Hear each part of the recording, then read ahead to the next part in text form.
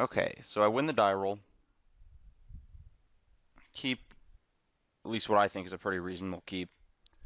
I mean, I don't know what more I could ask for. Second planes, whatever. I'll draw that. A little bit of a blowout here. And that's probably about the worst thing that could happen to that guy, but fortunately, he's not using it on our Geist here. He gets an aggressive draw. There's a bit of a scare of this guy, but I got the Void Snare to back it up. I play the Geist.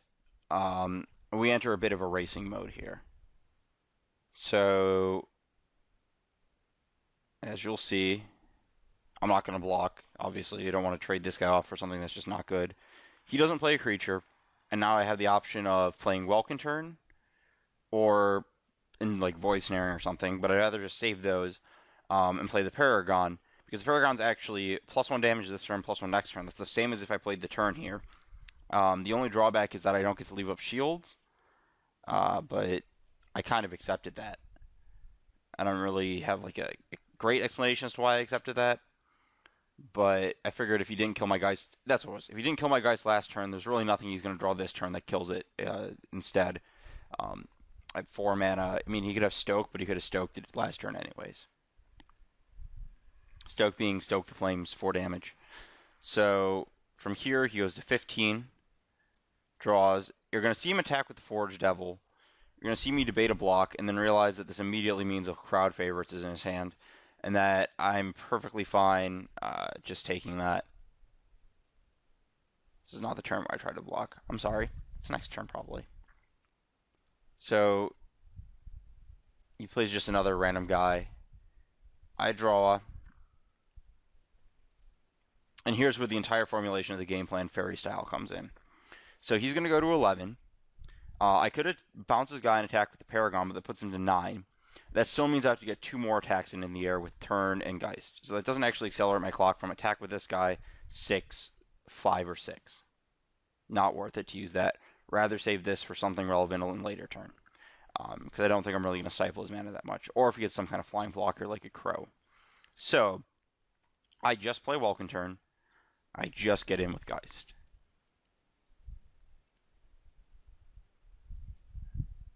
So we can skip through this part. Now we get to do some combat math here.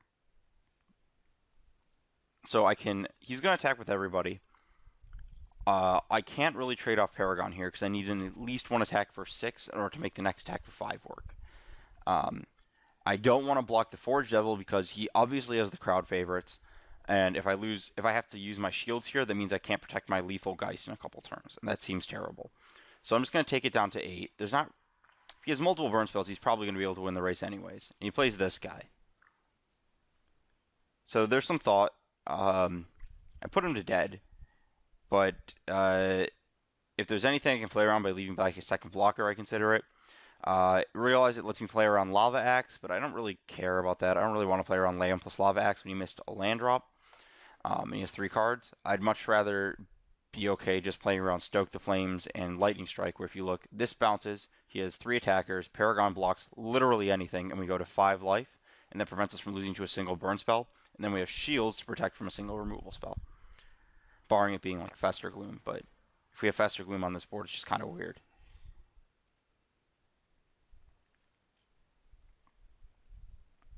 So this basically plays out exactly as expected.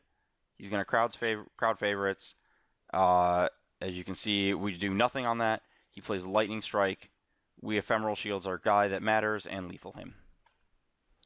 So the first thing to talk about Game 2 is this opening hand.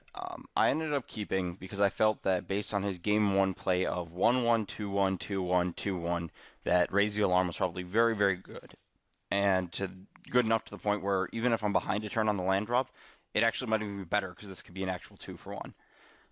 So I end up keeping. I'm not 100% sure on it. If you want to sound off, if you agree or not, go ahead. But obviously I end up hitting because why not? And obviously the Raise the Alarm eats his attacker, and he misses a land drop. I draw a second Soul Mender and just virtually make another Raise the Alarm. He plays a Carrion Crows, which is going to stop me in a little bit. Rather than wait a turn, I just skirmished her this turn. The logic being that this is 3 And if I skirmish a guy next turn, my curve gets a little messed up if I hit a land, and it only gets in one additional damage uh, compared to just attacking with these 1/1s. Whereas if he doesn't have another guy, I can actually just shove with the skirmisher and end up in a pretty much just straight up better position. He does have another guy, which is a Torch Fiend. Draw my card. Shove with the skirmisher, because I think I'm okay with trading it for the 2/1, because it's probably going to happen at some point anyways. At some point around here, I miss a Soul Mender activation. I think it's this turn. Happens. He has Crowd's Favor. I don't really care. Whatever. I lose a 2/1 or 2/2. You keep a 2/1. Rough life. And I opt to lead on Pilgrim because I want to try and bait his removal before running out the Geist. Especially because he showed Torch Fiend last game. So he plays another land, and that whole bait the removal thing works out real nice here. So I favor up the worst creature I have, the Soldier. He plays a Flesh Dust because he can't really fight a 2/4 otherwise. So that happens. I opt to bounce the Crows because it gives me an attack this turn and next turn because they come into play tapped and messes up his mana. Especially because he's in like the 5 to 6 range where weird things can start happening, like giant creatures that I'll have to handle with Raise. He trades for a Soul Mender on his Torch Fiend and just replays the Crow after playing Typhoid Rats, which we get to play an interesting combat next turn. So I'm going to extend the Geist this turn, but I think he should have considered blocking with the Rats unless he's planning on leaving the Crows on defense all game, which is kind of absurd to me. But regardless, I get in some free damage because I get another attack with the Pilgrim and that damage there. He attacks, he Flesh to Dust my guy, and ends up in a racing situation that I don't think he should be in. But I play the Cathar. I favor the Pilgrim because I actually want to force him to trade for the Typhoid Rats at some point, and I want to land this favor just to get a guy that's big enough to do actual things. Especially because if he trades for the Rats, I then get to make a board of 2/2s and start swinging with the Paragon. Also figured that doing something is much better than doing nothing, especially with him at such low life. We get Forge Deviled and Gravedigger on the Revoker, because that can revoke down the Soul Mender and prevent the race from going too far away from me. I draw the Pridemate, which I'm very happy because it makes it a 3/3 when I activate with Soul Mender. And just offer up the trade because something's going to have to trade, and I'd rather it's the 2/5 instead of the 3/3 because the 3/3 actually gets into some pretty reasonable attacks later on. Especially because the Paragon can also pump it over this. So he's going to Revoker this guy as expected.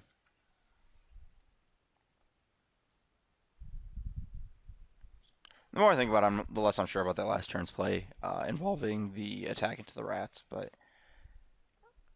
no, I want that trade. Where was the play I'm not so sure on, actually? Yeah, something has to trade. I'd rather trade it there and get the attack in. Because if he doesn't trade, then that's better for me. And if I get the attack in, yeah. Okay, that's fine. So this turn, I'm going to play the Paragon.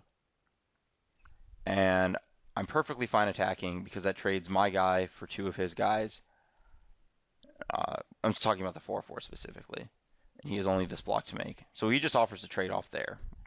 Sure, deal. He goes to 3. 3 is a pretty important number. So, again, I'm okay trading with his Crow and his Revoker. That sounds great to me in this board state, leaving me with a Paragon in play. I'm going to play the Griffin. He'll equip the Hot Soup. I'm not really sure why. And then on the next turn, I'm going to attack with the Griffin in the air for lethal. Not attack with this in case he has another Crowd's Favor that would first strike this down and leave him at 1. He has nothing. The game ends.